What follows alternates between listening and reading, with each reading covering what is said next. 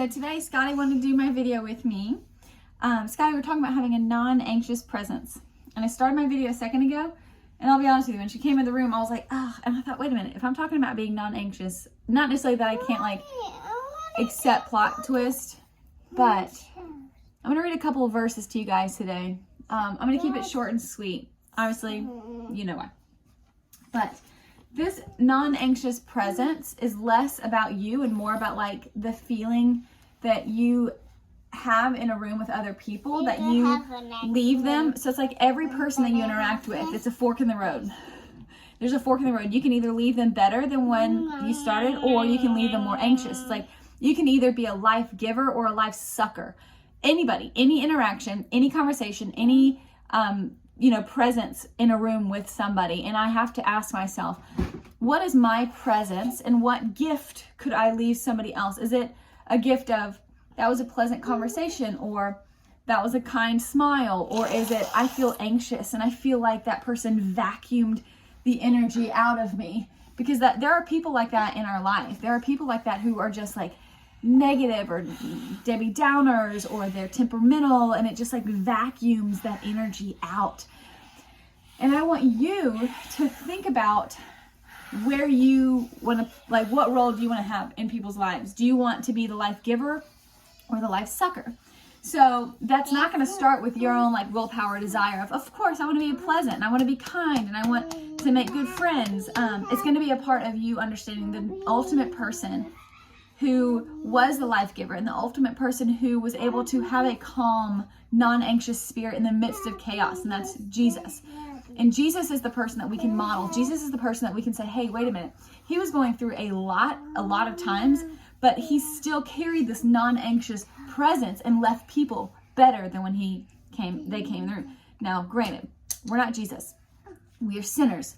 We have real feelings, and sometimes those feelings can be damaging to other people because we do not handle it the right way. But my encouragement to you is, if you would rather have a non-anxious presence and leave somebody feeling happy, joyful, pleasant, satisfied after having this interaction with you, then you need to model and mimic Jesus as closely and much as possible, because he is the one inside of you that can offer that to people. It's the Holy Spirit inside of you. It's the power inside of us, Scotty, to give people the power and love that Jesus offers. You know what I mean? Okay, so I'm going to read you guys two verses. Both are from Psalm. First is Psalm 116:7. It says, let my soul be at rest again, for the Lord has been good to me. I got your necklace. And the next one is Psalm 112:6-7. I read this in another translation. I really liked it, so I'm going to include that in the blog as well. But this is what my translation says. Such people will not be overcome by evil. Talking about somebody who lets their light shine and has a godly not vibe. I'm not trying to be weird like that, but like a godly, generous, compassionate, righteous presence. This is what verse 4 says. Light shines in the darkness for the godly. They are generous, compassionate, and righteous. Okay. Good comes to those who lend money generously and conduct with business fairly. Verse 6. Such people will not be overcome by evil. Those who are righteous will be long remembered. This person's going to be memorable. They do not fear bad news. They are confidently trusting in the Lord because God cares for them. Okay? They share freely and give generously to those in need. What happened? You hurt your leg. I am so sorry. They share freely and give generously to those in need. Their good deeds will be remembered forever. They will have influence and honor. I just love that. Okay, this is Psalm 112, your knee, 4-9. They will have influence and honor, be generous, compassionate, righteous.